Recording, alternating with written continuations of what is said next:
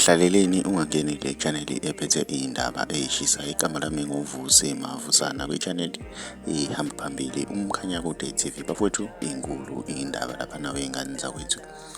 Kube intokozo-ke laphana kubalandeli bomculo kamaskandi laphana kubonakala ukhuzani eyothenga uhlobo olusha laphana lwemoto yakwa-40-ke laphana wey'ngane zakwethu ebalelwa ku-1.1 million-ke laphana wey'ngane zakwethu.